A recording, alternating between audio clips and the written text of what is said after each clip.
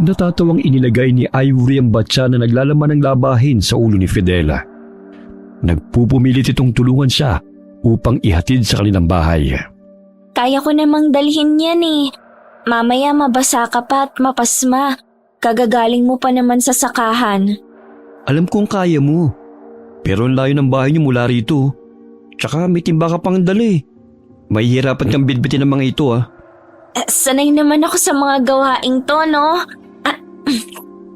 Isa pa, alam kong pagod ka sa pagsasaka. Kaya, akin ang mga yan.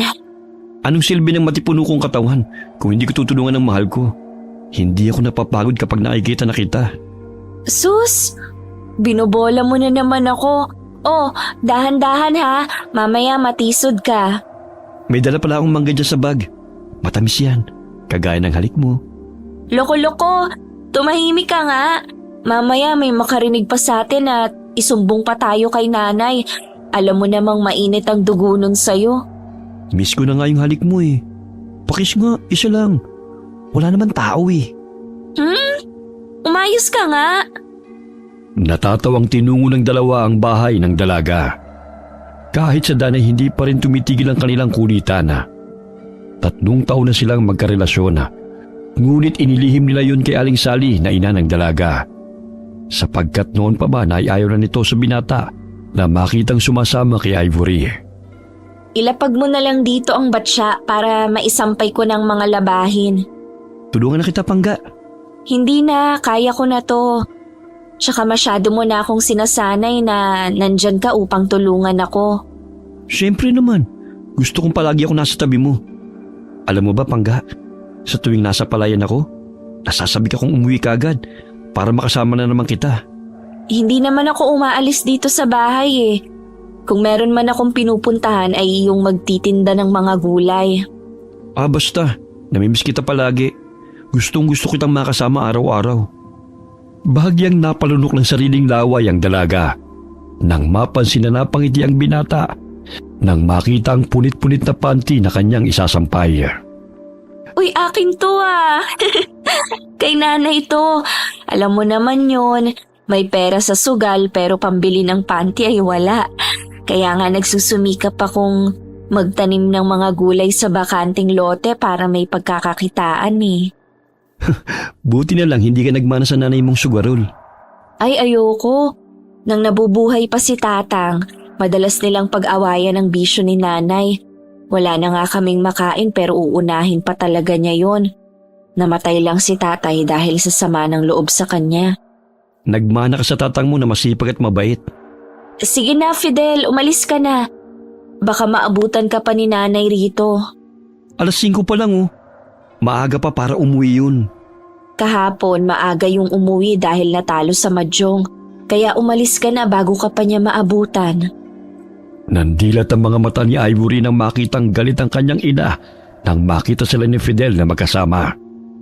Tila umuusok ang ilong nito na padabog na tinungo ang kinaroroonan ng dalawa at dumampot ng kahoy at ibinato sa binata. Hoy lalaki! Bakit nandito ka na naman? Ilang beses ko bang sasabihin sa'yo na huwag kang lumapit sa anak ko, ha?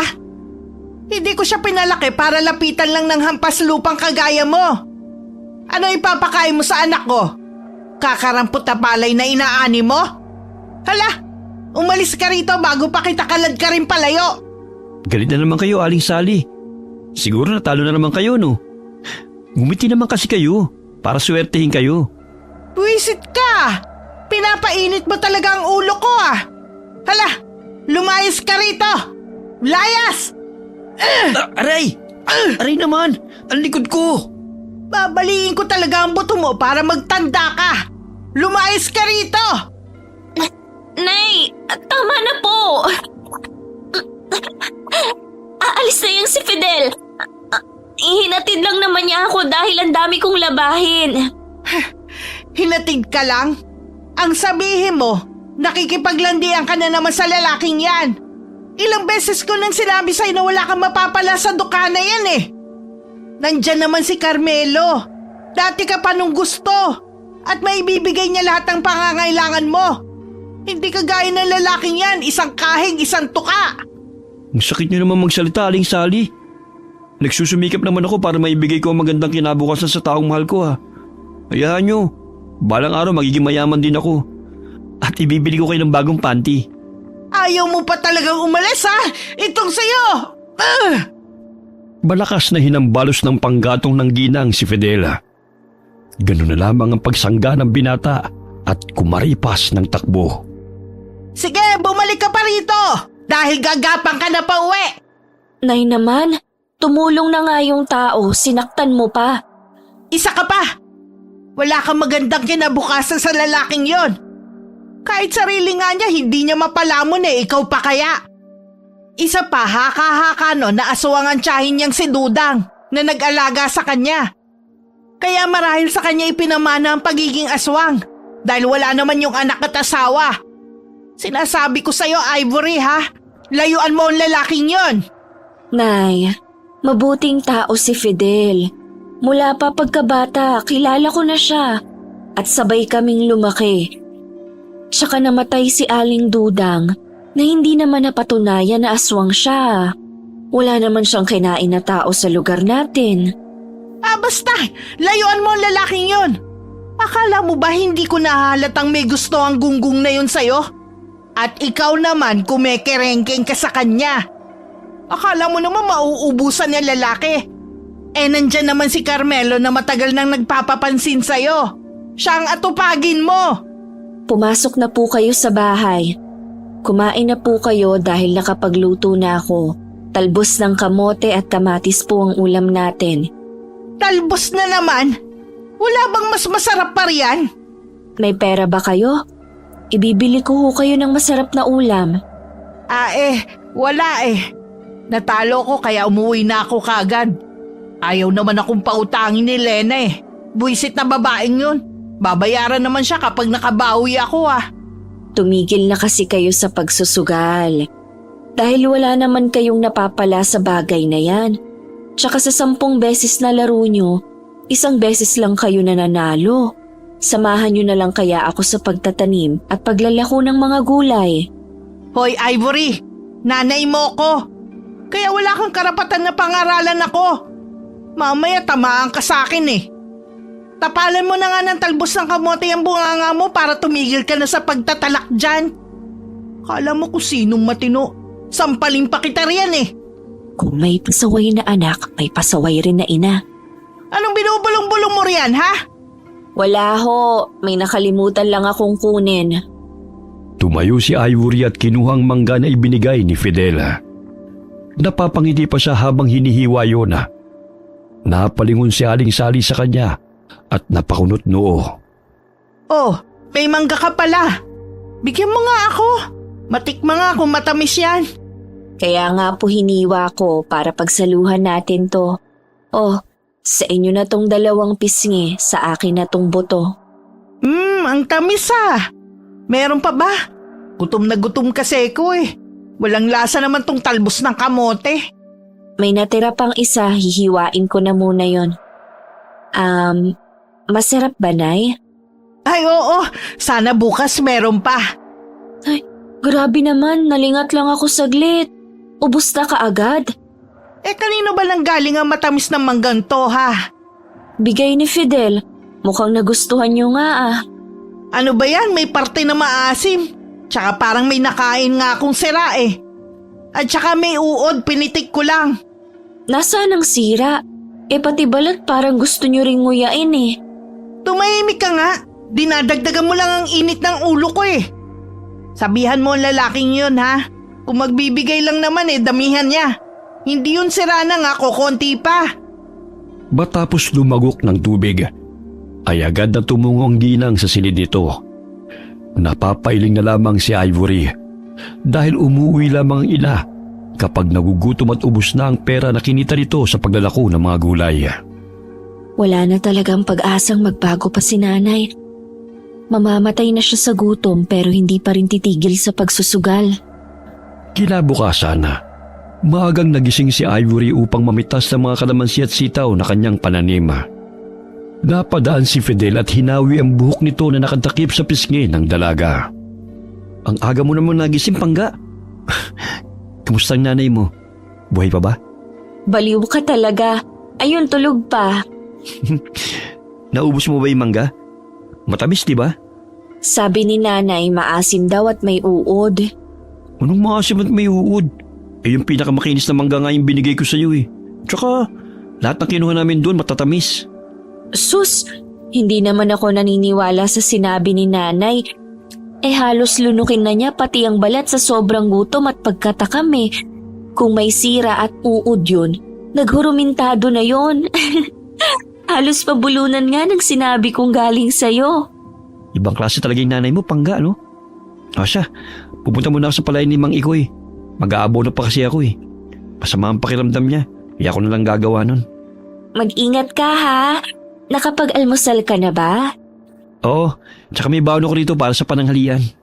Dadalhan kita mamaya ng gulay para sabay na tayong kumain. Tatapusin ko lang tong pamimitas ng sitaw dahil kukunin na ni Rona mamaya. Kita-kisa lang tayo mamaya, Pangga. Hinalikan ng binata ang noon ng kasintahan bago lumakad palayo. Ilang sandali pa'y nagising si Aling Sally at dumungaw sa bintana. Hoy, Ivory! Sinong kinakausap mo riyan, ha? Ang aga-aga nakikipagchismisan ka. Wala po. Umaawit lang ako habang namimitas ng gulay. Baka gusto niyo akong tulungan dito. Kaya mo na yan. Magkakape pa ako. Bahagyang napalingon ng dalaga sa kanyang likurana nang mapansin na may lalaking papalapit. Muli siyang napangiti sa pag-aakalang bumalik si Fidel. Bagamat napawi ang kasiyahan sa kanyang mukha nang tumambad sa kanyang harapan ang astig na binatang si Carmelo. Magandang umaga sa iyo, Ivory. Ang aga mo yatang namimitas na mga gulay ah. At gusto mo ba tulungan na kita? Hindi na. Tapos na rin naman ako. May kailangan ka ba? Gusto lang kita makita. Pupunta kasi ako sa bahay ng kaibigan ko dahil ibibigay ko tong pinadala ng pinsang kong sapatos galing abroad. Hindi kasya sa akin eh. Kaya ibibigay ko na lang sa kanya. Ganun ba? Sige, dyan ka na muna ha. May pagbibigyan pa kasi ako ng sitaw at kalamansi eh. Tsaka maglalako pa ako ng gulay pagkatapos nito. Pwede mo ba akong samahan sa bahay ng kaibigan ko? Para naman makapag-usap tayo ng matagal. Gusto mo, bibiling ko na lahat ng mga gulay mo. Hindi pwede. Dahil order na sa akin to. Isa pa, hindi ko naman kilala yung kaibigan mo. Kaya ikaw na lang ang pumunta sa kanila dahil marami pa akong gagawin. Hinihimas-himas pa nito ang kumikinang na relo at ang gintong kwintas habang nakikipag-usap sa dalaga. Naiinis man, ngunit mapaklang ngiti ang tugon niya sa lalaki at agad na nagpaalam upang pumasok sa kanilang bahay. Maya-maya'y lumabas si Aling Sally at masayang sinalubong si Carmelo. Naku naman, Sir Carmelo. Malayo pa lang natatanaw na kita. Nasisilaw naman ako sa suot mong mga ginto. Baka naman may sobra ka riyan. Pwede mong ibigay sa akin pag ayaw mo na. Palabiro ka talaga, Aling Sally. Napadaan ako kasi gusto ko sanang yayain si Ivory na mamasyal. Naku, sige, mamasyal kayo kahit saan nyo gusto pumunta. Pwede mo na nga yung asawahin kung gusto mo eh. Hindi ako tututol sa inyong dalawa. Alam kong mabait kang bata at mabibigyan mo ng magandang kinabukasan ng anak ko.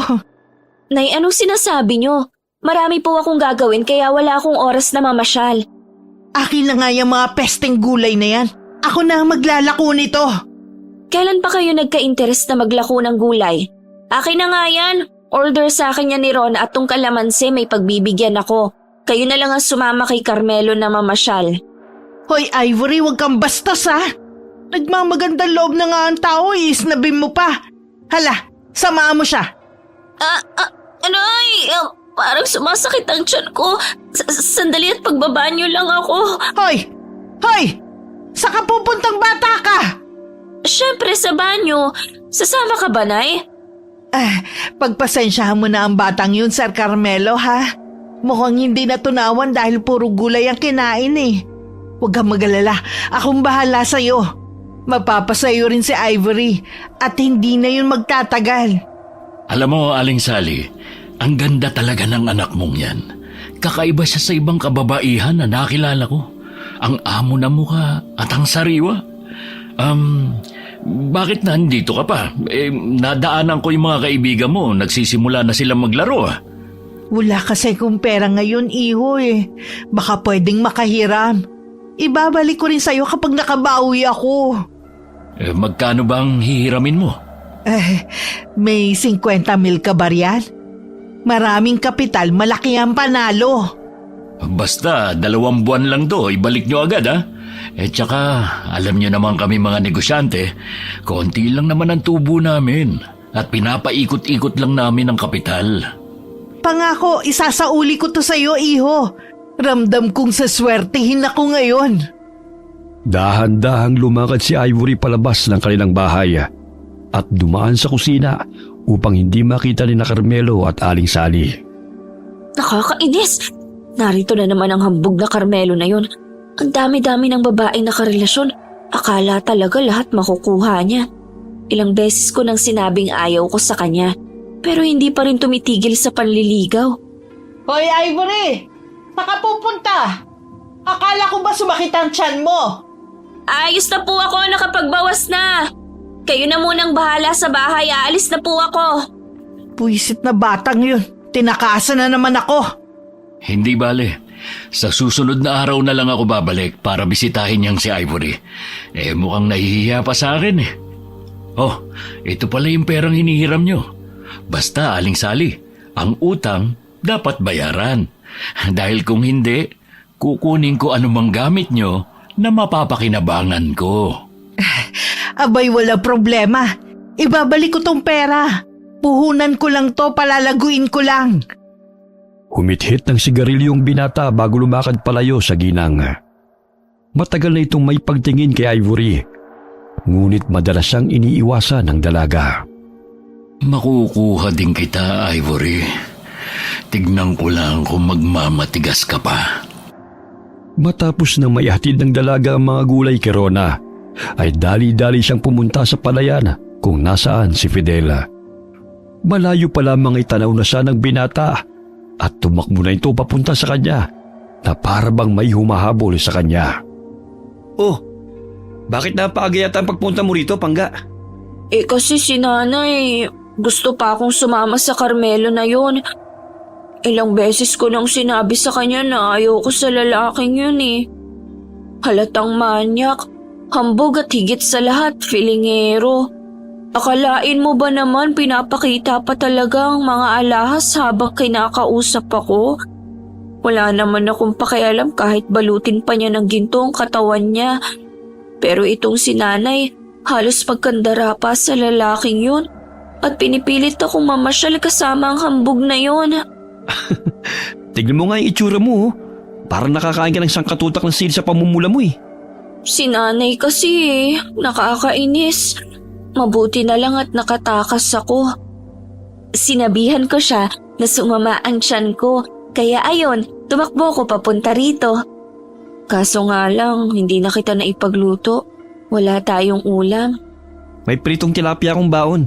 Gutom na rin nga ako eh, kaya kumain na tayo, Pangga. Umuusok na yung ilong mo. Matamis na halikang dumapo sa ilong ng dalaga mula sa kasintahan.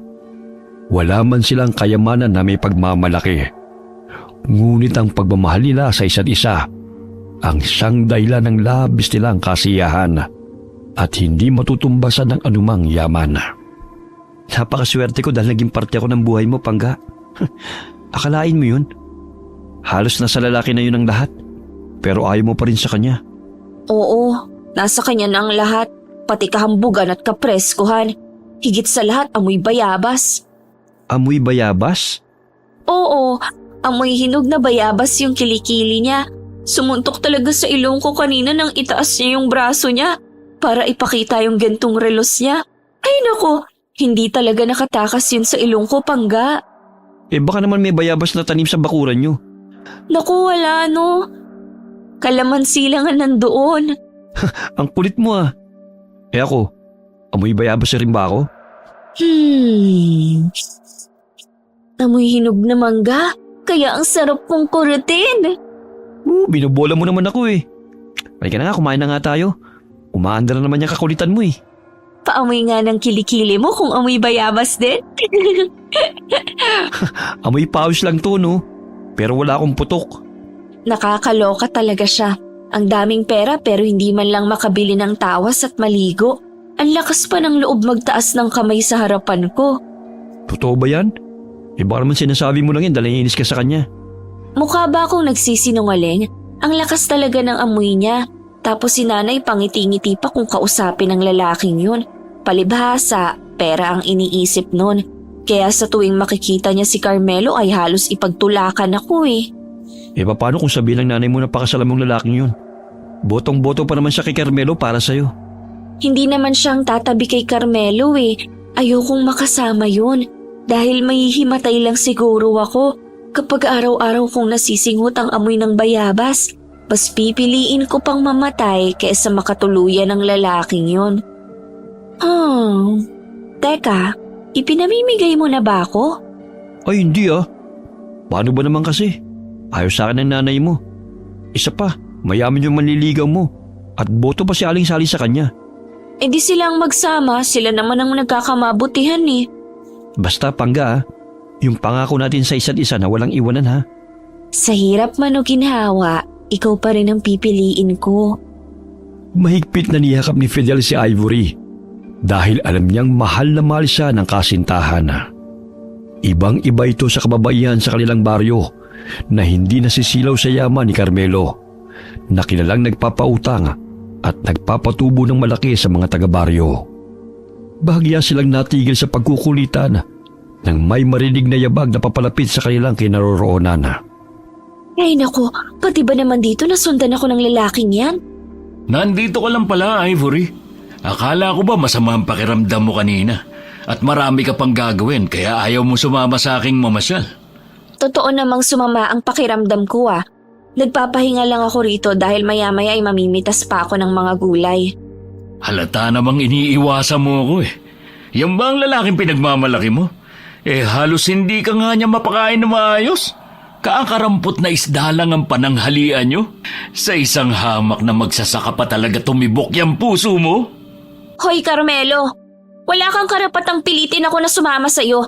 Dahil hindi mo ako pagmamayari. Isa pa, matagal ko nang sinabi sa'yo na wala akong gusto sa'yo. At hindi kita magugustuhan. Dahil nirespeto sa kapwa, hindi mo magawa. Huwag mong maliitin ang mga magsasaka. Dahil kung hindi sa kanila, hindi ka makakakain ng bigas.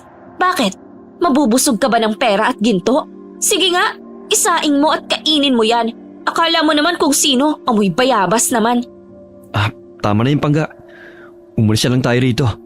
Total tapos na naman tayong kumain eh. Nako, duwag naman pala ang lalaking natitipuhan mo, Ivory eh. Nakakatawa lang dahil kung magkakagulo, magtatago pa siya sa saya mo. Mawalang galang lang sa'yo, Carmelo. Hindi ibig sabihin ng nananahimik ako ay naduduwag na ako. Hindi ko lang talaga gawain ang pumatol sa mga taong walang modo. Ano sabi mo, ha? Sinong walang modo? May iba pa ba akong kausap bukod sa'yo? Sayang naman yung mag-ara mong kasuotan at alahas kung hindi mo pinapagana yung utak mo. Di konting respeto sa kapwa hindi mo magawa. Kung wala ka ng ibang kailangan, maaari ka nang umalis. Huwag mong pilitin ng taong ayaw sa'yo. Dahil hindi lahat ng tao mapapasayo mo sa mga palad mo. Tiimbagang nagngingit-ngit sa galit ang lalaki habang tinatanaw na lumalakad palayo na magkasintahan. Kuyumang kamao nitong tumalikod at nilisan ang lugar na yun. Ang lakas ng loob mong kalabanin ako ha.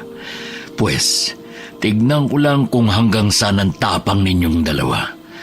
Hindi ako papayag na magpatalo na lamang sa isang dukhang magsasaka na yun. Mapapasakin si Ivory. Sa ayaw man niya o sa gusto. 3 buwan ang lumipas. Ngunit hindi pa rin naibabalik ni Aling Sally ang perang hiniram niya kay Carmelo.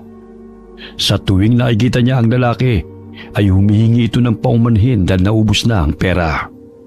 Oh, kumusta Aling Sally? Nanalo ka na ba? Sir Carmelo, pagpasensyahan mo na hindi ko pa maibabalik ang utang ko sa iyo eh. Hindi pa kasi ko siniswerte. Pwede bang bigyan mo pa ako ng 1 buwang palugit para bayaran ng perang hiniram ko? Naku, Paano ka makakabawi kung ubos na pala ang pera mo? Gusto mo bang humiram ulit? Talaga? Pahihiramin mo pa rin ako? Aba, siyempre naman. Anong silbi ng pagkakaibigan natin kung hindi ka makakabawi? Basta, bayaran mo na ako sa araw ng singilan, ha? Pangako, babayaran kita. Tila ba'y nabunutan ng tinik sa dibdib ang ginang nang hindi nagalit si Carmelo sa kanya. Bagkus pinahiram na naman siya ng kapital para magsugal. Nanalo siya sa unang laro.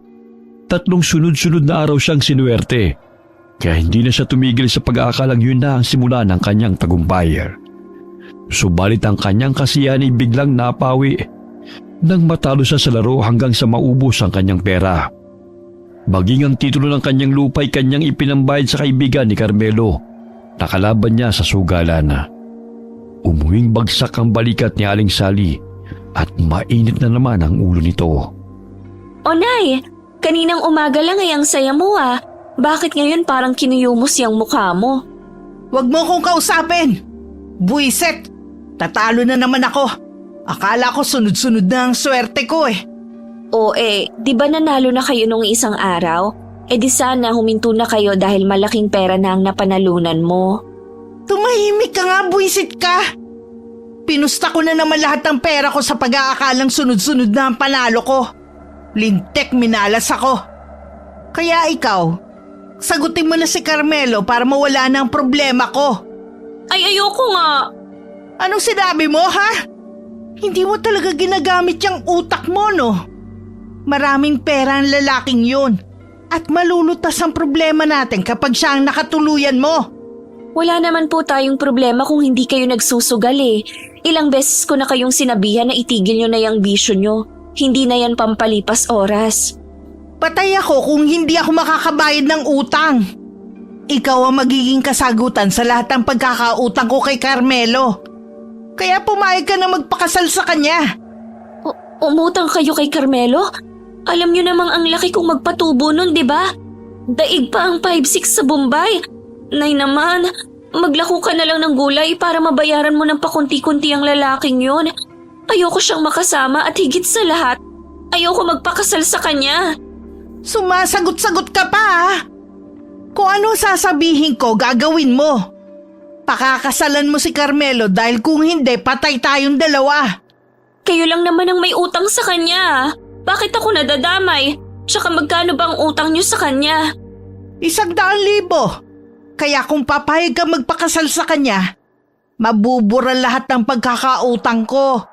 Kaya wag na matigas ang ulo mo, Ivory. 100,000? Ganon kalaking halaga? Nay naman edi sana pinuhunan na lang natin yun sa palengke. Kaya pumayag ka ng pakasalan si Carmelo. Magiging mayaman na tayo. At hindi ako sisingilin ng lalaking yun. Kayo ang may utang kaya kayo ang magbayad. Mas gugustuhin ko pang mamatay kaysa sumama sa lalaking yun. Malakas na sampalang dumapo sa pisngi ng dalaga na pinakawalan ng kanyang ina. Sinabunutan pa siya nito dahil sa labis na galit at nginudngod sa mesa.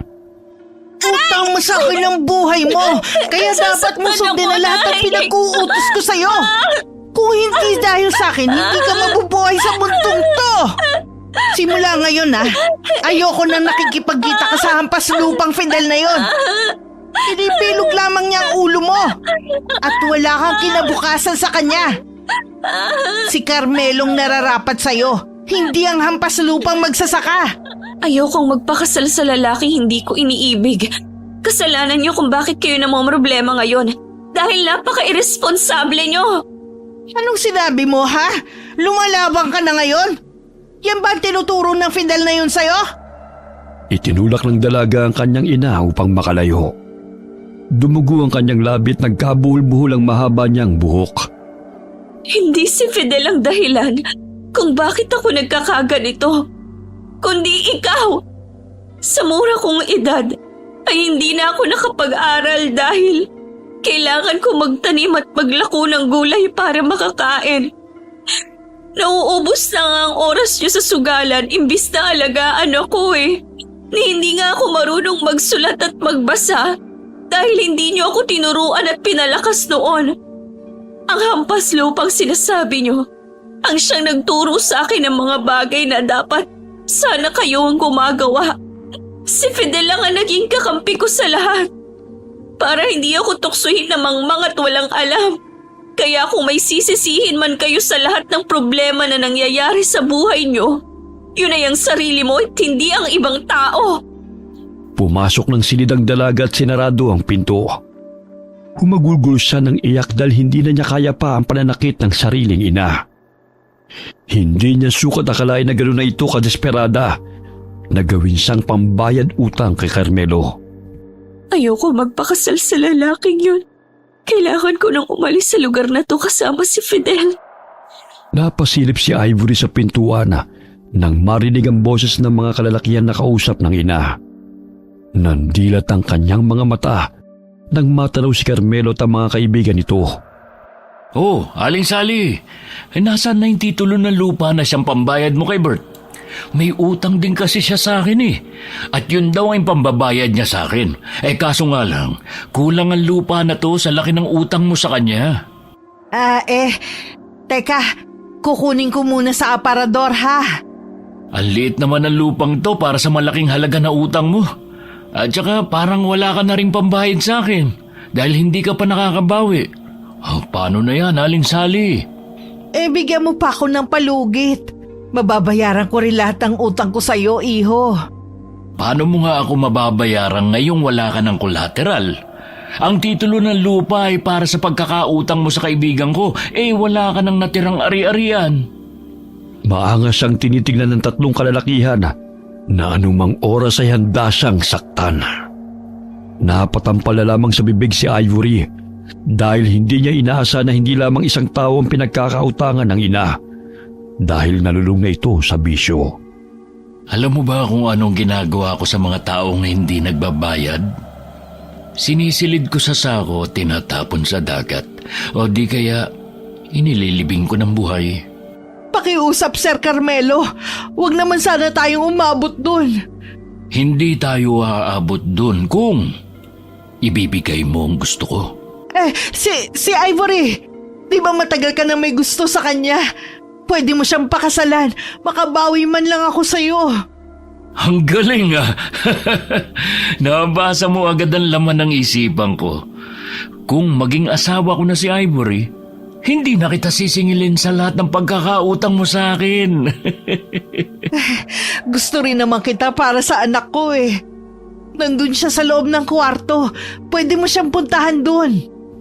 Palakas ng palakas ang kabog ng puso ni Ivory nang marinig ang usapan ni Carmelo at ng sariling ina. Hindi siya makapaniwala na kaya siyang gawing pambayad ng ina sa lahat ng pagkakautang nito.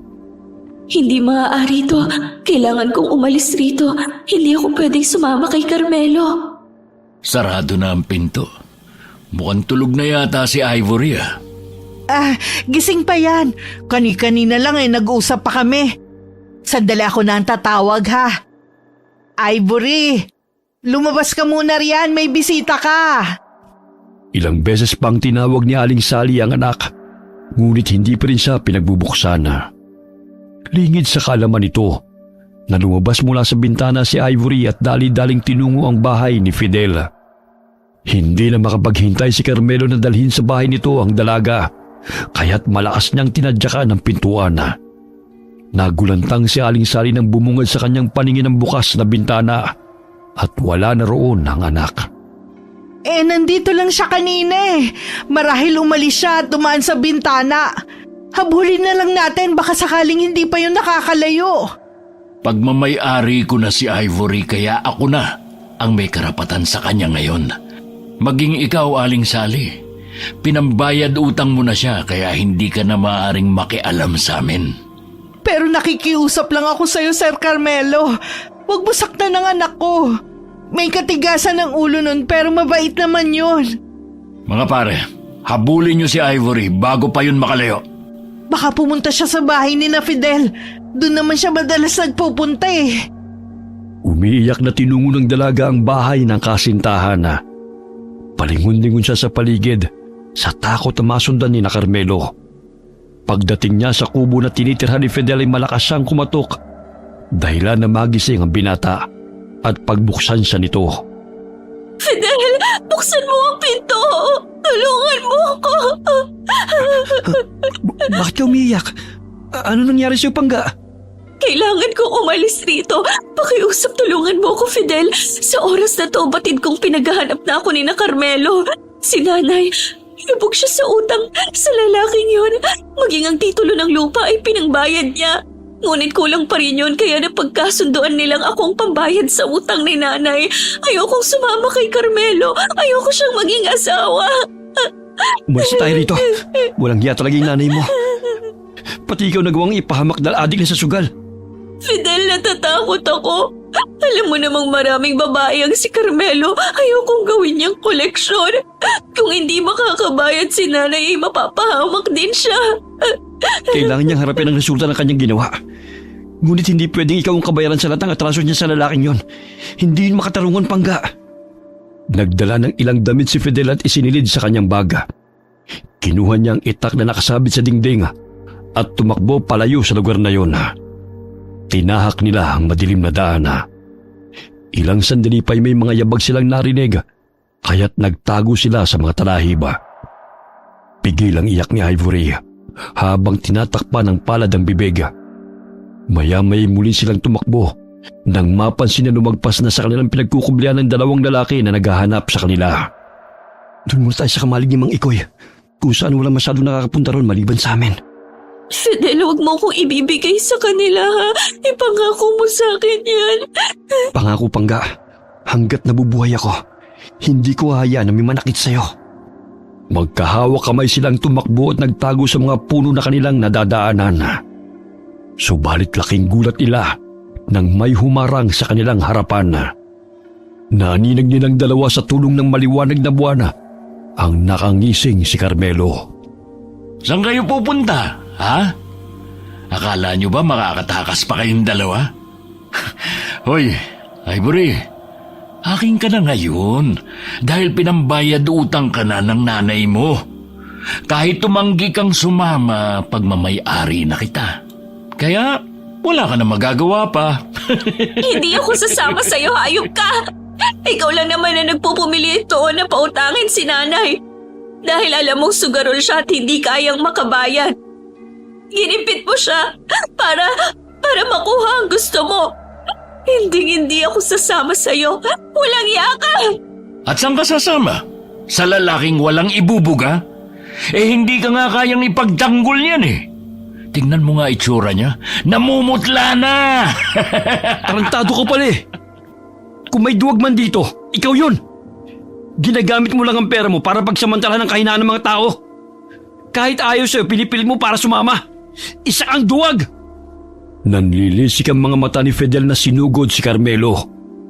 Unang beses na nakita ni Ivory na ganun ang itsura ng kasintahan kung magalit. Mabalasik ang mukha nito habang sinasakal nito si Carmelo. Nahihirapan mang huminga, ngunit nagawa pa ring saksakin ng lalaki si Fidel sa tagiliran. Bagamat tinadyakan siya nito, kaya't nakadistansya ito sa kanya. Gusto pa niyang sugurin si Carmelo, ngunit naanino niyang paparating na ang mga kasama nito.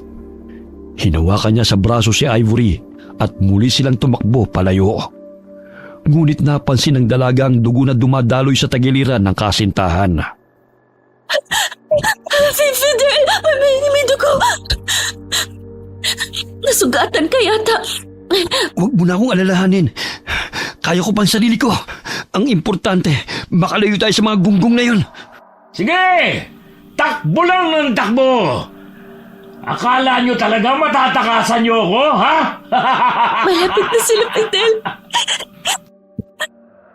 Nakita ko kanina na tila may mga baril sila. Uminit ang katawan ng binata at unti-unting bumabakat ang mga ugat sa kanyang mga kalamnan. Bahagyang natakot si Ivory dahil ang nooy maamong mukha ng kasintahan ay napalitan ng nakakasindak na itsura. Fidel, bakit parang may pagbabago sa yung anyo? Anong nangyayari sa'yo? Huwag ka matakot, Pangga. Hindi kita sasaktan. Kailangan ko lang gawin ito para makatakas tayo sa mga lalaking yan. Aswang ka ba, Fidel? Kahit nagmula ako sa lahi ng mga aswang, hindi naman batayan yun upang gumawa ng kasamaan. Mas pinili namin ni Chang na mamuhay ng normal at payapa sa baryong ito. Ayoko naman na maging ganito eh. Ngunit naawa ako kay Chang dahil gusto niya nang lumagay sa tahimik. Kaya ako nang nagmana sa batong mutya na taglay niya. Kapalit doon ay pagiging aswang ko. Noon gusto niyang patayin ko na lamang siya. Sa gayon hindi na niya may ipasa sa akin ang mutyang itim. Ngunit hindi ko magawang pumatay. Kaya't napagpasahan ko na lamang natanggapin ang itim na bato para hindi na siya maghirap. Fidel, kahit ano ka pa, mahal na mahal pa rin kita. Sa nalaman ko ngayon, walang pagbabago sa nararamdaman ko sa'yo. Mas lalo mo pa akong pinahangapangga. Nagpakawala ng putok ang isang lalaki na kasamahan ni Carmelo. Kaya tinulak ni Fidel si Ivory dahilan na matamaan siya sa balikat. Tumakbo si na Carmelo patungo sa kinaroroonan nilang dalawa at sinaksak nito si Fidel. Ngunit sinanggayon ng binata at tinamaan siya ulit sa braso. Tama na! Itigil mo na yung kahibangan mo, Carmelo. Walang kasalanan si Fidel kaya lubayan na ninyo siya. Dahil isa siyang pakialamero, papatayin ko na para makalimutan mo na ang hangal na ito. Walang iya ka talaga! Buisit ka, Carmelo! Tantanan mo na kami! Malakas na tinadyakan ni Fidel si Carmelo at kinuha niyang itak sa tagiliran upang sugurin ang lalaki.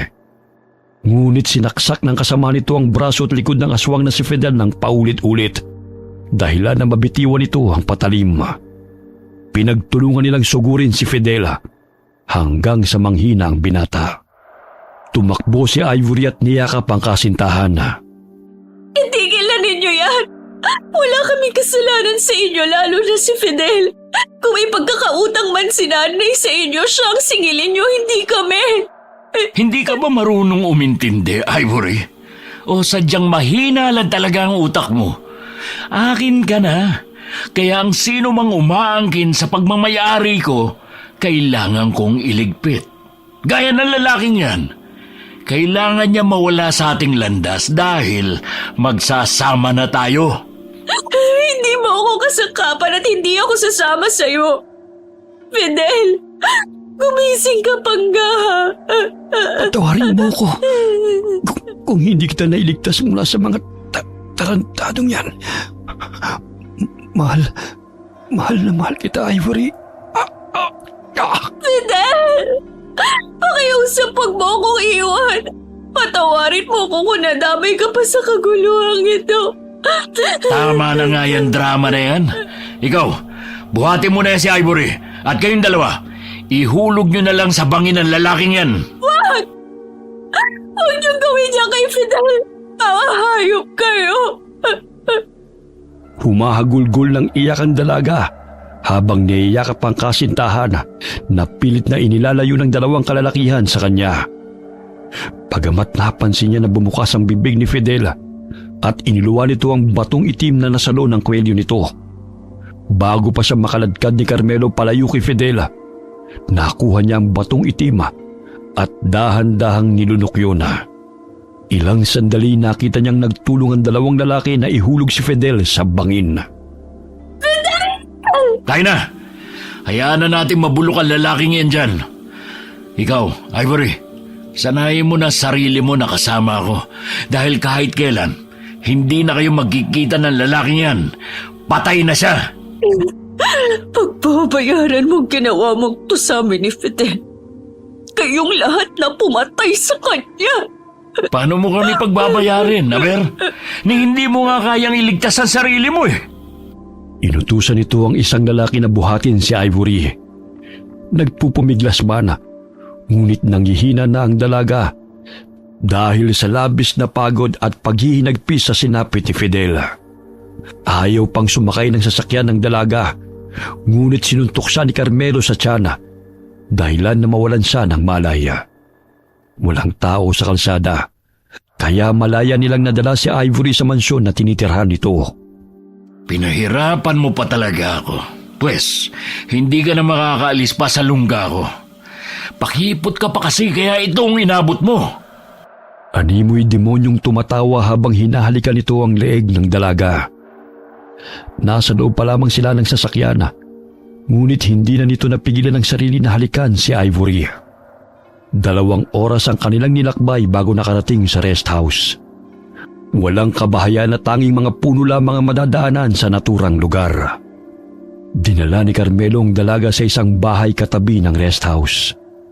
Sapagkat pinatayo niya yun dahil dun siya namamalagi kapag may dalang mga babae. Nalimpungatan si Ivory na maramdaman ang dampi ng halik sa kanyang leeg at maramdaman ang bigat na dumadagan sa kanya. Fidel? Gising ka na pala, Ivory. Huwag mo nang hanapin pa ang lalaking yun dahil nagsisimula na maagnas ang katawan nun. Lumayo ka sa aking hayop ka! Pinatay mo si Fidel! Wala kang kasing sama, Carmelo! Kahit ano pang sabihin mo, hindi na mabubuhay ang hampas lupang yun. Tanggapin mo na lang na tayo ang itinadhana sa isa't isa. Malambot na higaan at malaking tirahan ang pinagdalhan ko sa iyo. Ayaw mo pa ba nun? Dinuraan ng dalaga ang lalaki at malakas niya itong sinampal. Wari humiwalay ang bagang nito sa ginawa ng dalaga na siyang nagpainit ng ulo ni Carmelo. Huwag mong ubusin ang pasensya ko, Ivory, dahil masama akong magalit. Mas gugustuhin ko pang mamatay kaysa makasama ka. Kahit yurakan mo man ang pagkababae ko, hindi kita mamahalin. Dahil ang walang ya at demonyong katulad mo ay hindi dapat mahalin, kundi pinapatay. Ikaw pa lang ang babaeng lumaban sa akin. Lahat sila halos lumuhod sa harapan ko eh. Ngunit nag-iisa ka lang na umayaw sa akin. Kaya nga naging interesado ako sa iyo eh. Dahil nagmamatigas ka, papatikim ko sa iyo ang gumapang. Ihilang ang magiging pahinga natin. Bakit? Malaki ba yan? Pahawak nga? Bitawan mo yan! Huwag mong bigayin! Ito ba ang pinagmamalaki mo? Ang liit naman. Akala ko kasi kasing kisig mo eh. Kasing liit ng tig 3 pisong lumpia. Aray! Bitawan mo yan, Ivory! Sinampal nito si Ivory at itinulak. Napabalikwas ng bangon si Carmelo at patalon-talon na napahawak sa pagkalalaki nito dahil nakaramdam ng sakit. Kaya't lumabas siya ng kwarto at iniwan si Ivory na bigo itong pagsamantalahan. Kailangan ko makatakas dito dahil nababaliw na ang lalaking yun. Maging ang mga kaibigan niya'y masama ang tingin sa akin. Muling bumukas ang pintuan at iniluwano ng galit na mukha ni Carmelo. Naririnig pa niya ang kantsawa ng mga kaibigan nito. Huwag mo kong ipahiya sa mga kaibigan ko. Buwisit kang babae ka! Kahit patayin mo man ako ngayon, hindi ako papayag na makuha mong gusto mo na ganun-ganun na lang. Yan ang gusto ko. Lumalaban para exciting. Naramdaman ni Ivory ang pag-init ng kanyang mga kalamnan maging ang tenga niya nawari sinusunog ng apoy. Pinilig-pilig niya ang kanyang ulo dahil pakiramdam niya ay umuusok ang kanyang tenga. Nandilat ang mga mata ni Carmelo nang mapansin ang pamumula ng pisngi ng dalaga. Ang buong akala nito'y nagsisimula ng uminit ang katawan ni Ivory dahil nagustuhan ng paghaplo sa maselang bahagi ng katawan nito. Sinimulan niyang hubaran ng dalaga. Napangiti pa ito dahil hindi man lamang ito tumutol at nagpatuloy lamang ito sa paghaplos ng sariling katawan. Ano nangyayari sa akin? Bakit ganitong nararamdaman ko? Ang init-init ng aking kalamnan. Nagugustuhan mo na ang paghalik ko sa'yo, ha? Mabuti naman at hindi ka na lumalaban. Anong ginagawa mo? Lumayo ka sa akin! Wari na himasmasan si Ivory sa ginagawa ng lalaki sa kanya. Ngunit patuloy pa rin niyang nilalabanan ang init ng katawan hanggang sa pumaibabaw ang lalaki at nagsimula ng gawin ang nais nito sa dalaga. Pakiusap!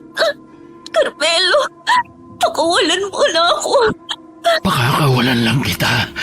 Kung lahat ng kagustuhan ko, susundin mo. Maging mabait ka lang dahil magiging masagana ang buhay mo sa piling ko. Bitiwan mo ako, Carmelo. Nasasaktan ako. Hinang-hina ang katawan ni Ivory hanggang sumapit ang umaga. Tanging paghikbi na lamang ang kanyang ginawa dahil hindi siya makatakas sa matipunong bisig ng lalaki. Narinig pa niya ang tawanan ng mga kaibigan ni Carmelo nang lumabas ito ng silid. Pwede na ba namin tikman ang babaeng yun, tol? Maghanap na lang kayo ng iba dahil aasawahin ko na yan si Ivory. Hindi siya katulad ng dinadala natin dito na mababang uri na klase ng babae. Tinamaan ka na talaga sa babaeng yun, ah. Samba mo, pare, ah. Plinano mo talaga ang lahat para makakuha mo ang babaeng gusto mo. Tuuto din kasi nanay niya eh. Kaya yan, walang kahirap-hirap. Paano ba yan? Bigyan mo na ng apong nanay mo. Ang tagal niya nang gusto magkaapo eh. Pero hindi mo pa mapagbigyan. Easy lang pre, dun din tayo papunta. Ngayong seseryosohin ko na talaga ang relasyon. Eh paano ba naman tikim-tikim ka lang noon? Ang bilis mong maumay sa mga babae. Iba si Ivory. Kaya siya na magiging ina ng mga anak ko. Narinig ng dalaga ang usapan ni na Carmelo. Kuyumang kamaong pilit siyang bumangon at dinampot ang mga saplot na nagkalat sa sahig. Umaagos ang kanyang luha dahil sa labis na paghinagpis na nangyayari sa kanyang buhay. Hinding-hindi ako magiging ina ng mga anak mo, Carmelo. Ayokong magkaroon ng anak na ikaw ang ama sapagkat kinamumuhian kita. Sisiguraduhin kong pagsisisihan yung ginawa niyong ito sa akin at sa pagpaslang kay Fidel.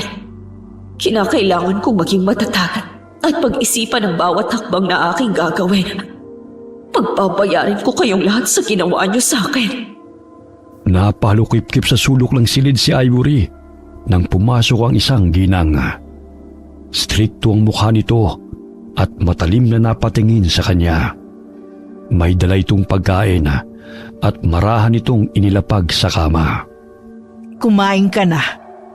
Ikaw si Ivory, hindi ba?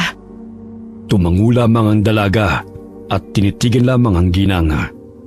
Tanging matapang na mukha lamang ang kanyang nakikita at walang halong awa.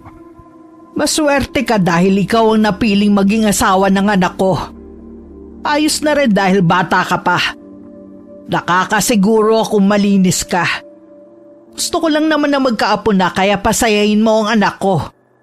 Para makabuo na agad kayo. Huwag kang mag-alala.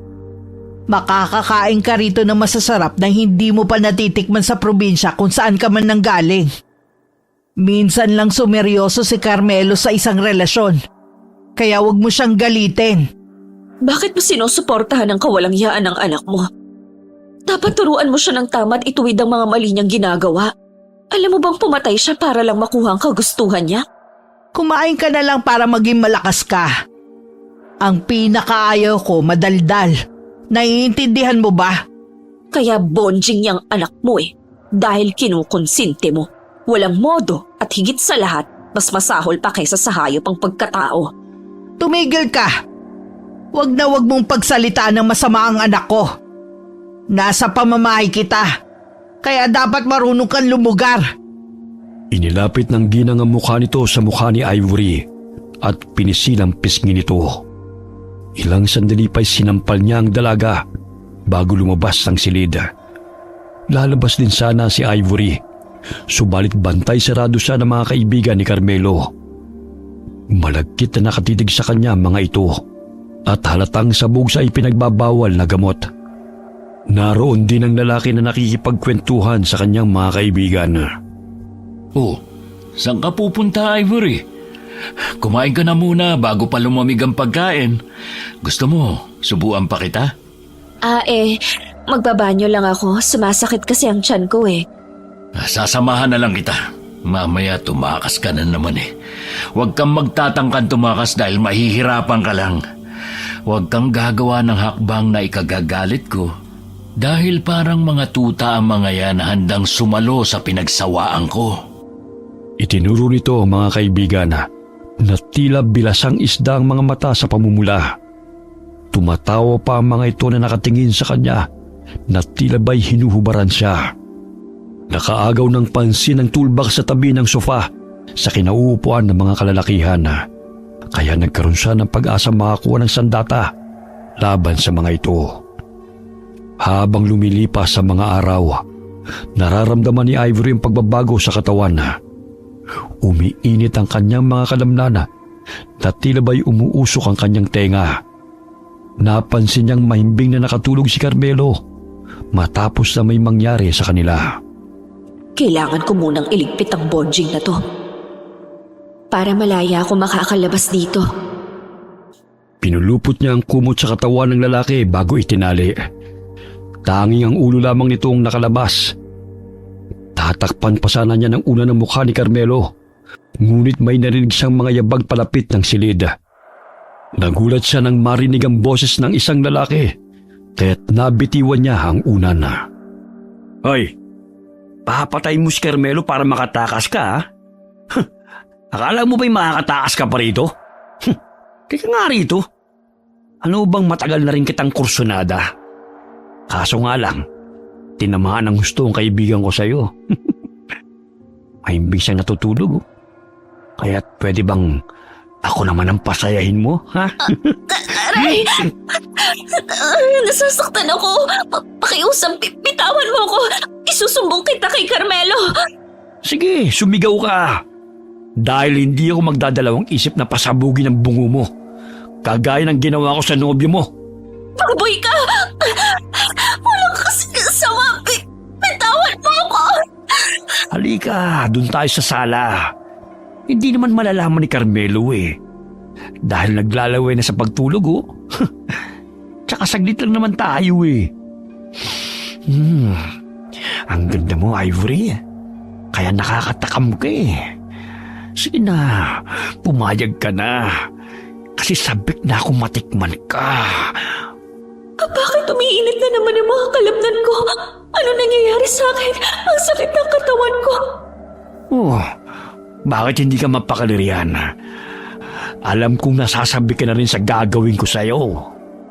Napaupo ang dalaga sa sofa dahil patuloy na tinututok ng lalaki ang baril sa noo ng dalaga. Dahan-dahan siyang hinahalik-halikan nito sa leeg at hinuhubad pa nito ang ibabang saplot. Bagamat lingid sa kaalaman ng lalaki na kinakapa ni Ivory ang toolbox upang kunin ang anumang nasa loob noon. Diba? Mas masarap akong magromansa kaysa kay Carmelo. Malit ang kargada noon, kaya't hindi ka naman mapapasaya. Teka, bakit parang naging maugot ang mga binti mo? Tsaka, lumaki ang mga kalamnan mo. Maugat? Araw-arawin ka ba naman? Hindi ka tutubuan ng mga varicose? Anong nangyayari sa'yo? Bakit bigla na lang kumulubot ang mukha mo? Tsaka, namumula yung mga mata mo. Napabalikwas ng bangon si Bert at nanginginig na itinutok ang baril sa dalaga. Nanooy na nilisik ang mga matang nakatitig sa kanya. Maging ang dalagay nakaramdam ng pagbabago sa kanyang katawan at kakaibang lakas. Huwag ka lalapit! Ipuputok ng baril sa'yo! Bakit biglang nagbago yung mukha mo? Pumangit! Hindi naman ganyan yung kanina! Di iputok mo. Nasa'yo yan kung papatayin mo ko. Para malaman ni Carmelo na traidor kang kaibigan. Isusumbong kita sa kanya na pinagsamantalahan mo ko. Hindi ka na normal na tao! Isa ka ng aswang! Sunod-sunod na nagpakawala ito ng putok. Ngunit maliksing binuhat ng aswang ang sofa upang sanggay ng mga balang pinapakawalan ng lalaki. Nangangatog sa takot si Bert habang hawak-hawak nito ang baril. Kahit ganun na ang putukan, mahimbing pa rin natutulog ang dalawa nitong kaibigan sa kabilang silid dahil sa sobrang kalasingan. Tanging si Carmelo lamang ang nagising. Anong putok yun? Ano nangyayari? Aray! Ano itong bumabalot sa akin? Nasaan ka, Ivory? Carmelo, traidor tong kaibigan mo. Gusto kong pagsamantalahan. Dinala niya ako dito sa sala. Huwag kang maniwala sa kanya, pare! Tingnan mo! Isa pala siyang aswang! May tinatagong lihim ang babaeng kinababaliwan mo! Ano nangyayari sa akin? Bakit hindi ako makagalaw? Ang traidor mong kaibigan ang may kagagawan niyan. Para pagsamantalahan ako. Carmelo, binaboy ako ng kaibigan mo. Hindi totoo yan! Sinungaling ang babaeng to, pare! Pakawalan mo ako ritong hayop ka para makita mo ang hinahanap mo! Bert! Traitor ka! Layuan mo si Ivory! Akin lang siya! Bukas ang pintuan ng silid. Ngunit tanging anino lamang ni Ivory ang nakikita ni Carmelo at ang kaibigan nitong nakatayo na nakaharap sa dalaga. Inakala niyang totoo ang sinasabi ni Ivory, kaya't galit na galit ito sa kaibigan. Dahil sa labis sa pagpupumiglas, nahulog sa kama si Carmelo na nakabalot pa sa kumot. Hoy Bert! Kalagan mo ako rito para malaman mong hinahanap mo! Sabi na huwag mong pakikialaman si Ivory! Hindi totoo yan! Malademonyong babaeng dinala mo rito, Carmelo! Hindi siya normal na tao! Paano ba yan? Hindi naniniwala si Carmelo sa'yo. Ngayon, isa-isa niyong pagbabayaran ng ginawa niyong pagpaslang kay Fidel. Lumayo ka sa akin! Huwag kang lalapit! Babasagin ko talaga yung bungo mo! Nanlaki ang mga mata ni Bert nang kalabitin nito ang gatilyo ng baril. Naubusan siya ng bala, kaya't binato niya ito sa aswang dahil sa takot. Nakangiting nakatingin ito sa kanya habang hawak ang birador at martilyo. Ano na ang gagawin mo? Naubusan ka na ng bala. Isa pa, mahimbing pa rin natutulog ang mga kaibigan mo kahit nagpuputo ka na. At yang si Carmelo, hindi ka naman matutulungan. Lumayo ka sa akin, demonya ka! Kayo ang demonyo. Buhay pa kayo. Nasusunog ng mga kaluluwa niyo sa impyerno. Wala kayong awang pumatay. Kaya ipatitikim ko sa inyo kung paano maghirap at magmakaawa. Sinarado ni Ivory ang pintuan ng silid. Naaaninag niya sa refleksyon ng salamin na nakasabi sa dingding ang pagbabago ng kanyang anyo. Kawangi sa itsura ni Fidel nang magalit ito. Nakaisip siya ng paraan upang linlangin ang isipan ni Carmelo. Nagsisisigaw siya na humihingi ng tulong. Sa gayon ay isipin ni Carmelo na tinatraidor siya ng kaibigan nito. Kahit si Ivory ang tunay na nananakit sa lalaki. Tulong! Tulong! Carmelo! Bitiwan mo ako, hayop ka! Nasasaktan ako! Tulong! Nahihibang ang aswang ka! Huwag kang lalapit! Ibabatok ng plorera sa'yo! Bakit takot na takot ka sa akin? Kani-kanina lang eh. Gusto mo pa akong agawin sa hinayupak na bonjing na Carmelo na yun ah. Ipararamdam ko sa inyo ang sakit na idinulot niyo sa akin. At sa pagpatay niyo sa taong pinakamamahal ko. Lumayo ka sa akin, animal ka! Sa ganyang kapangit at maugat na katawan, sino magnanasar yan? Parang tinubo ng malaking ugat ng kahoy. Kahit magsisigaw ka, hindi maniniwala si Carmelo sa'yo. Dahil sa iisipin niyang trinaydor mo siya. Baliw na aswang ka! Walang hiya ka! Akala mo talaga magtatagumpay ka, ha? Pwes, tatapusin kong laro mo! Binato ng lalaki ang nadampot itong vase kay Ivory. Habang si Carmelo naman ay nanggigigil sa pag-aakalang napasigaw ang kaibigan dahil sa kaligayahan habang pinagnanasaan ito si Ivory. Binato ng lalaki ang nadampot itong vase kay Ivory. Habang si Carmelo naman ay nanggigigil sa pag-aakalang napasigaw ang kaibigan dahil sa kaligayahan habang pinagnanasaan ito si Ivory. Hoy Bert! Makawala lang ako rito, papatayin kita! Walang hiya ka! Hindi! Nagkakamali ka! Maniwala ka sa akin! Aswang ang... Hoy! Anong ginagawa mong babae ka? Pakiusap! Huwag ang manoy ko! Sige, ipagpatuloy mo ang sasabihin. Dahil tatanggapin ko na talaga ang kargada mo.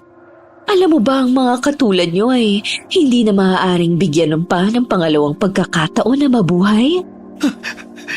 Ilayo mo yung birador sa manoy ko! Hindi magandang biro yan! Hindi naman ako nagbibiro eh. Kikilitiin lang naman kita, kagaya ng gusto mong mangyari sa ating dalawa. Maawa ka sa akin, Ivory! Huwag! Aray! Halos hindi na makagalaw ang lalaki dahil dinagalan siya ng dalagang aswang. Sumirit ang dugo mula sa maselang bahagi ng katawan nito nang pihitin ito gamit ang birador. Masarap ba? Sige, lakasan mo pa ang pagsigaw. Naisipin ng bonjing mong kaibigan na talagang napapaungol ka sa sarap. Umungol ka pa hanggat gusto mo.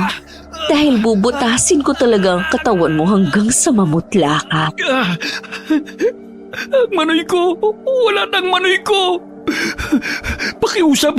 Dali niyo ako sa ospital! Ang sakit! Ayan, tignan mo. Ito ba ang ipinagmamalaki mo? Ilang babae na ba ang pinahirapan ito? Kaso nga lang, nagkamali kayo sa pagpili ng bababuhin niyo rito. Kayong naglagay ng mga sarili niyo sa impyerno. Walang hiya ka!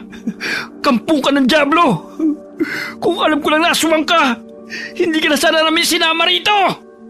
Unti-unting nanumbalik ang normal na anyo ni Ivory.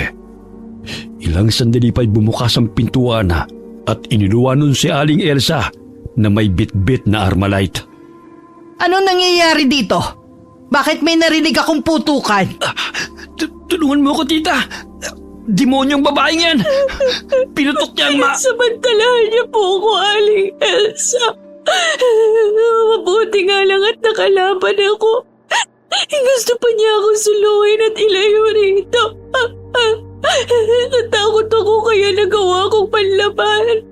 Tita, huwag kang maniwala sa babaeng yan! Isa siyang aswang! Sinabi pa niya na papatayin niya si Carmelo. Ibinalot nga niya ng kumot si Carmelo para hindi maging malakit sa gagawin niya sa akin. Napakasinungaling mong babae ka! Demonyo ka! Tahimik! Ikaw, Bert. Matagal ko nang nararamdaman na traidor kang kaibigan ng anak ko. Maging ako nga'y nagawa mong pagnakawan eh. Sa kabila ng pagtanggap namin sa'yo sa pamamahay namin. Akala mo ba hindi ko alam na ikaw ang kumuha ng 2 kwintas na nilapag ko sa mesa kahapon? Ito, nakuha ko sa bag mo kanina. Tita, ihiramin ko lang naman sana eh. Pero isusuli ko rin sa'yo. Inuubos mo talaga ang pasensya ko. Kaya dapat tanggapin mo ang kaparusahan dahil isa kang traidor. Tita! Wag! Pinaulanan ng bala ni Aling Elsa si Bert kahit duguan na ito. Lihim na natuwa si Ivory dahil sila mismo ang nagpapatayan. Ilang sandali papungas-pungas na lumabas ang silid ng 2 kasama ni Carmelo dahil sa ingay. Kailangan kong mag-isip ng paraan para guluhin ang pinagsamahan nila. Ang bilis nilang paniwalain. Umpisa pa lang to ng aking pagpapanggap at paghihiganti. Sino man ang gumawa ng hindi ko nagugustuhan? Itutulad ko sa traidor na Bert na yan. Sige, ilibing na ang bangkay niya. Aling Elsa, pinatay mo siya? O bakit hindi ko gagawin yon? Pinagsamantalahan at sinaktan ka, hindi ba? Isa pa ayokong ginagago ang anak ko.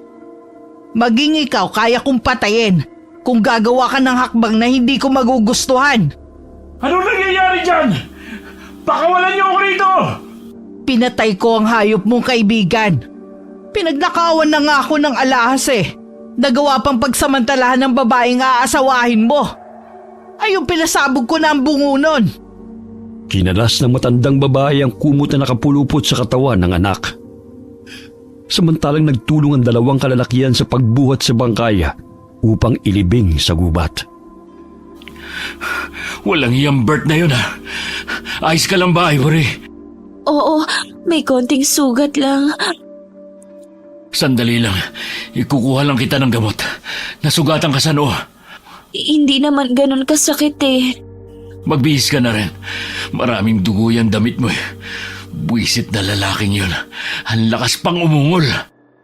Pinahid nito ang mga luha sa pisngi ng dalaga sa pagkakalang pinagsamantalahan nito ng kaibigan.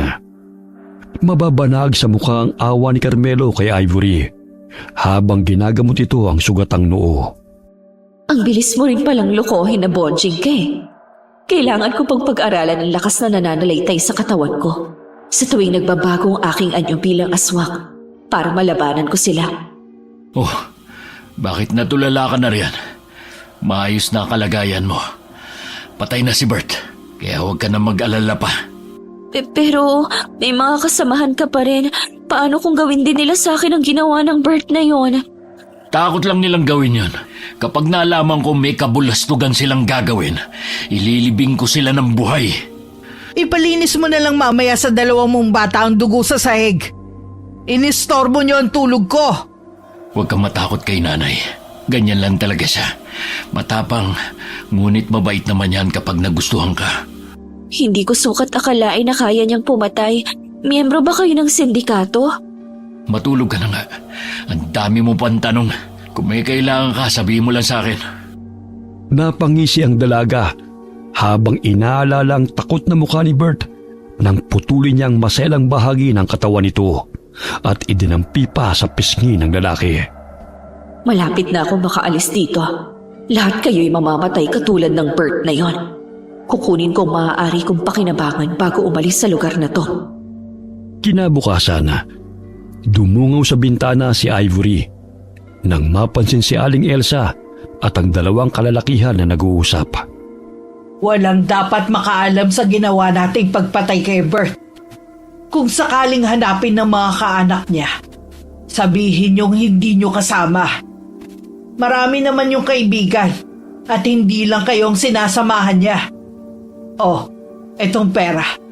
Aba, ang dami nito, tita. Basta sinusunod niyo ang gusto ko, walang problema.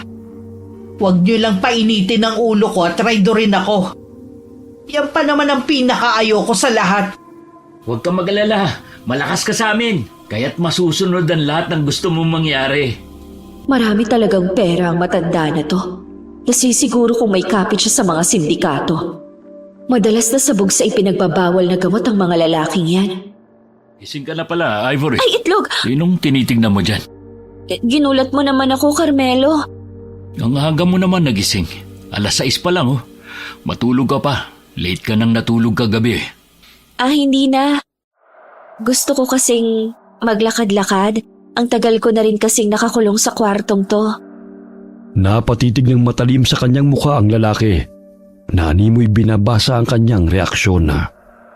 Pero kung ayaw mo ko mamasyal, ayos lang naman. Wala namang problema. Sige. Dahil naging masunurin at mabait ka na rin naman. Sasamahan kita sa pamamasyal. Kung iniisip mong tumakas, hindi mo magagawa yun. Dahil walang kabahayan dito bukod sa rest house na ito. At malayong malayo sa sakayan. Hindi naman ako tatakas eh. Tingnan mo, namumutla na ako dahil hindi ako nasisikatan ng araw. O siya, halika na. Doon na tayo sa bahay ni nanay magagahan. Natitiyak akong magluluto yun ng masarap na ulam para sa atin. Magkalapit lamang ang bahay na tinitirhan ni Aling Elsa sa rest house na kanilang tinutuluyan. Bagamat mataas ang sementadong bakod na nakapalibot doon. Pinag-isipan talaga nilang dito magpatayo ng bahay. Kung may gagawin silang di ka nais-nais ay wala talagang makakaalam. Oh, ang aga niyo naman nagising. Hindi pa ako tapos sa pagluluto ng agahan eh. Ipapasyal ko lang muna si Ivory para mawala ang takot na nararamdaman niya. At saka kailangan din niya maarawan dahil namumutla na siya. Ikaw ang bahala. Tatapusin ko lang ang niluluto ko sa loob. Nagpakatay ako ng manok sa kaibigan mo para may ulamin tayo. Sige, Nay. Mamamasyal na muna kami. Tipid na napangiti ang dalaga sa ginang. Napansin niyang napataas pa ang kilay nito sa kanya. Nakaagaw ng kanyang pansin ang baril na nakasukbit sa tagiliran nito. May baril pa rin siyang dala. Tila ba'y sinasadya niyang ipakita ito sa akin para matakot ako sa kanya. Pwes, makikipaglaro ko sa inyong lahat. Halika na, Ivory. Natitiyak akong magugustuhan mo ang pupuntahan natin. May ibang tao pa bang pumupunta rito bukod sa inyo? Wala. Dito kami namamalagi kapag gusto naming magbakasyon. Dahil walang istorbo at maaliwalas ang paligid. Dito nyo rin dinadala mga babaeng nagugustuhan ninyo? Normal sa lalaki ang babae. Kaya huwag mo nang isipin yan. Ang mahalaga, ikaw na magiging asawa ko. Paano kung ayaw ko? Alam mo, Ivory, sinabi ko na noon pa na kahit ayaw mo, wala ka nang magagawa pa. Ipinambayad utang ka na ng nanay mo, kaya akin ka na. Walang sino man ang makapagmamay-ari sa akin, maging ikaw, Carmelo, dahil lahat kayo ay papatayin ko. Kabayaran sa pagsira mo sa buhay ko at pagpatay nyo kay Fidel.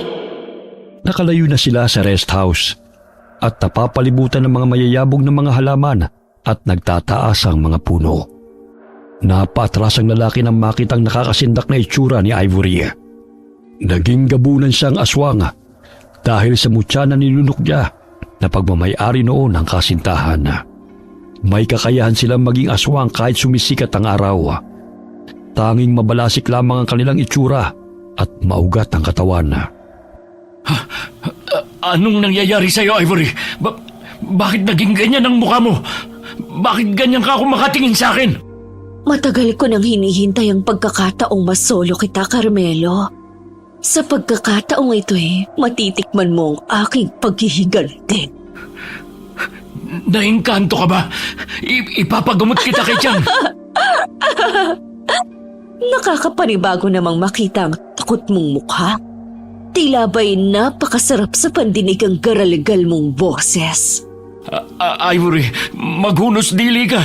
Huwag mo ko saktan. Maaagapan pa nating palayasin ang engkantong sumanib sa'yo sa tulong ng tiyahing kong albularyo. Sandali, at kukuha ko ng baging na itatali sa'yo. Pambihira, natipuhan ka pa nila. Ibang klase din ang amats ng lalaking to. Napagkamalan pang naengkanto ako. Mas mabuti na nga yun. Nandidilat ang mga mata ng lalaki ng matalim siyang tinitigan ni Ivory habang napangisi ng nakakaloko. Namumula ang mga mata nito at itinataas ang kamay na may hawak na martilyo at walang pag-aalinlangan na ipupukpok yon sa ulo ng lalaki. Huwag kang lumapit! Babariling kita! Ay oo nga pala, may baril siya. Kailangan ko siyang linlangin dahil mabilis naman siyang utuin. Sige, barilin mo ang babaeng to. Kung mapapatay mo siya, ikaw naman ang sasaniban ko. Umalis ka sa katawan ni Ivory. Sa dinami-dami ng babaeng dinala ko rito, bakit ang magiging asawa ko pa sinaniban mong buwisit na maligno o engkanto ka? Iwanan mo ang katawan niya! Kung ayoko, anong gagawin mo? Ano bang kailangan mo sa kanya? Ibang katawan na lang ang saniban mo, wag lang si Ivory! Ivory pala ang pangalan niya. Kasing ganda niya. Kung sasabihin ko sa'yo na gusto ko siya, anong gagawin mo? Lintek, dati tao ang karibal ko. Ngayon, engkanto naman. Iwanan mo ang katawan niya. Kung hindi, susunugin ko tong gubat para wala ka ng tiran. Sige, gawin mo yan. Sa gayon, may makakakita na may mga tao pala rito. Bobo! Sinugod siya ng aswang na si Ivory. Sinakyan niyang ideya ng lalaki na sinasaniban siya ng engkanto. Sa gayon ay hindi siya magawang barilin nito. Pinukpok niya sa ulo si Carmelo at nagpambuno silang dalawa. Pilit niyang inaagaw ang baril nito hanggang sa mabitiwan yun ng lalaki. Papatayin kita dahil ikaw ang magiging hadlang sa aming landas. Bitiwan mo ko! Bisit ka hindi ako makahinga! Mas lalo ka pa palang pumapangit kung nandidilat yung mga mata mo. Paano ka nagustuhan ng babaeng ito? Walang iya ka! Kung ibang katawan lang ang sinaniba mo kanina pa kita pinatay! Kung gusto mong lubayan ko ang katawan ng babaeng ito, alayan mo ko ng ginto at maraming pera. Kung hindi, patuloy akong manggugulo sa inyong dalawa, maging sa mga kasamahan mo. Akala ko tao lang ang scammer, pati engkanto rin pala. Ayaw mo? Bukas na bukas, patay na ang babaeng ito. At ang kaluluwa niya'y dadalhin ko sa kaharian namin. At ikaw at maging mga kasamahan mo'y gagawin kong alipin. Nakapa ni Carmelo ang baril at itinutok sa ulo ni Ivory. Bagamat marunong na magkontrol sa sarili ang dalaga, kaya unti-unti siyang nanumbalik bilang normal na tao. Nagkunwari siyang hinimatay at napasubsob sa dibdib ng lalaki. Ivory, gising! Gising! Umalis na ang engkantong yun. Kailangan kong bumalik sa rest house para ibigay ang kailangan niya. Kung hindi, papatayin niya si Ivory, maging kami. Kinarga nito si Ivory. Pigil ang pagbahing ng dalaga sapagkat natunang ilong nito sa amoy putok na kilikili ng lalaki. Bagamat hindi niya napigilan ang sarili na mapaubo at mapabahing. Ivory, gising ka na. Mabuti naman kung ganun. Anong nangyari? Bakit duguan yung ulo mo? Umuwi na muna tayo. Alam kong nakatanaw lamang ang engkanto sa atin. Engkanto? Hindi kita maintindihan. Ano ba ang nangyayari? Mamaya ko na ipaliliwanag sa iyo ang lahat. Kailangan natin makaalis dito. Napakalayo pa naman natin sa rest house. Lihim na natatawa ang dalaga sa natatarantang reaksyon ng lalaki. Nagkukunwari pa rin siyang hinang-hina. Kaya inilapag siya ni Carmelo sa sofa at dali-daling tinungo nito ang cabinet na naglalaman ng mga pera at alahas. Nagtaka si Aling Elsa kung saan yun dadalhin ng anak. Sandali lang, Carmelo. Saan mo naman dadalhin ang mga pera at alahas na yan, ha? Nay, pabayaan mo ko. Parte ko naman to eh. Kaya wala kayong pakialam kung saan ko to dadalhin. Iminulat ni Ivory ang mga mata at unti-unting lumitaw sa katawan nito ang malalaking mga ugat. Nagbabaga ang kanyang mga mata na tumayo at kinuha ang Armalite ng ginanga na nakasandal sa dingding. Dabihan mo yung pera! Punuin mo ang bag! Dahil kung hindi, pasasabugin kong bungon yung lahat. Lalo ng babaeng kinababaliwan mo, Carmelo. Hoy, engkanto! Ito na nga lahat ng hinihingi mo. Lubayan mo na si Ivory. Saan ko to dadalhin para manahimik ka ng hayop ka? Ibigay mo sa akin. Dahil kung magmatigas kay, iisa-isahin ko kayong papatayin. Heto na nga oh. Ibaba mo na yung Armalite. Hindi yan laruan. Alam ko, kaya nga takot kang iputok ko to, di ba? Kinasa ng dalawang lalaki ang barel upang putukan si Ivory habang iniaabot ni Carmelo ang bag na naglalaman ng pera at mga alahas. Huwag niyo siyang barilin. Sinasaniban siya ng engkanto. Kailangan natin ng albularyo para gamutin si Ivory. Para umalis na ang engkanto sa katawan niya. Engkanto ka riyan. Pinaglololoko ka lang ng babaeng yan eh. Sa tinagal-tagal ko na mamalagi sa lugar na to, wala pa akong naengkwentrong engkanto. Nay, natipuhan ng engkanto si Ivory. Tingnan mo, namumula ang kanyang mga mata at naging maugat ang kanyang katawan. Hindi siya dating ganyan. Hoy tanda, bakit maganda ka ba upang matipuhan ko? Kulubot na ang mukha mo at amoy lupa na. Sino sa tingin mo magkakagusto sa'yo? Walang iya ka!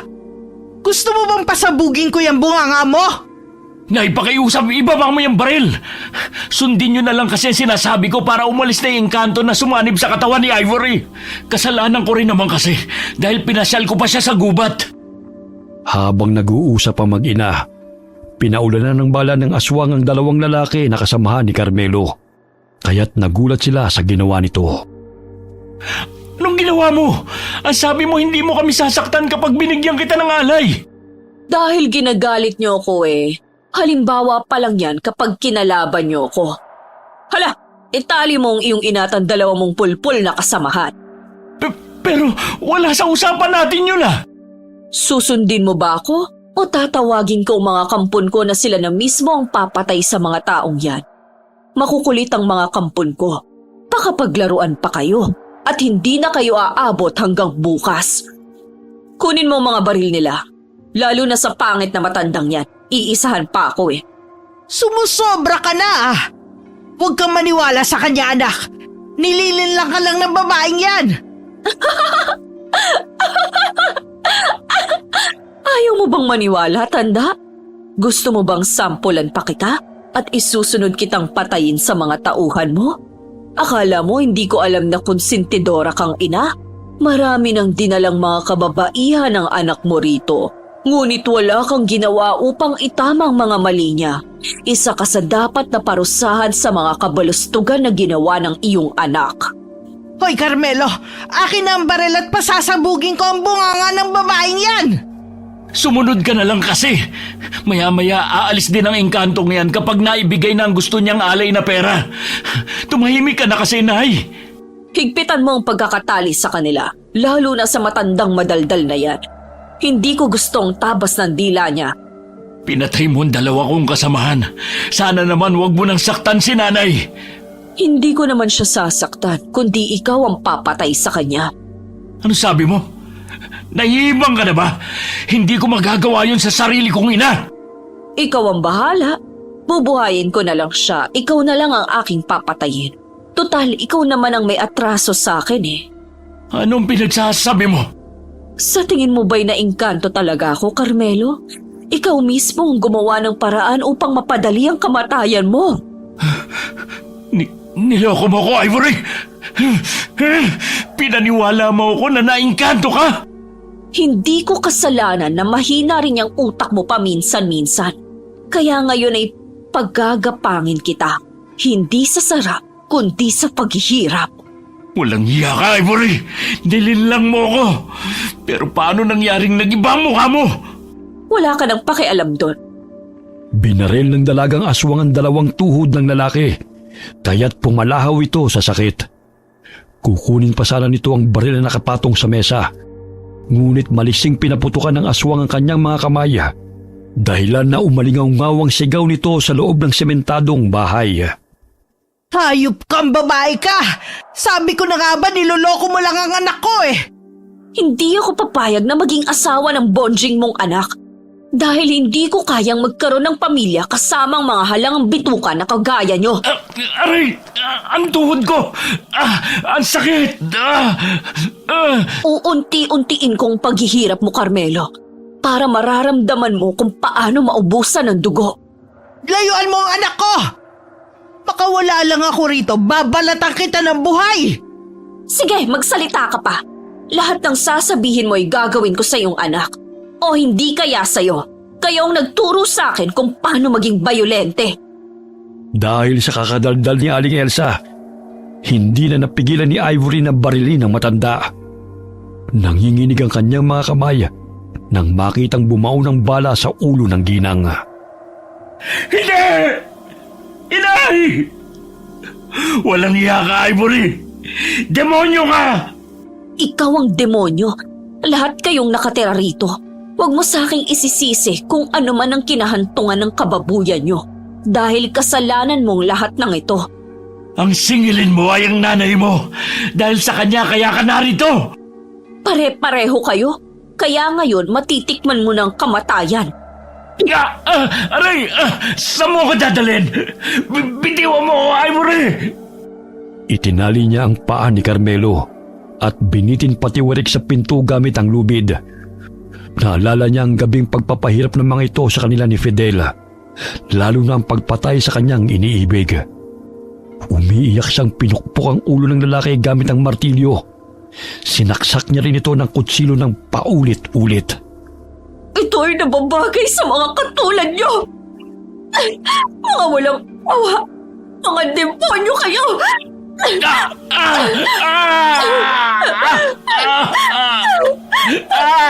Nagsisimula ng dumilim ang paningin ni Carmelo dahil sa pinsala nito sa ulo at sugat sa katawan. Tumutulo ang malapot na dugo nito sa sahig. Iniwan siya ni Ivory na nakasabit sa pintuan ng patiwarik. Natatanaw niya ang dalaga habang papalayo bitbit ang pera at mga alahas. Lumakad palayo ng mansyon si Ivory dahil hindi naman siya marunong magmaneho ng sasakyan. Hanggang sumabit ang dilim at nakarating siya sa kalsada. Dumilim ang kanyang paningin dahil sa matinding gutom at pagod, kaya't napasandal siya sa puno at nakatulog. Nagising si Ivory na may marinig ng mga kaluskos. Kinurap-kurap niya ang kanyang mga mata. Ilang sandali napabalikwas siya ng bangon nang maaninaw niya si Fidel. Fidel?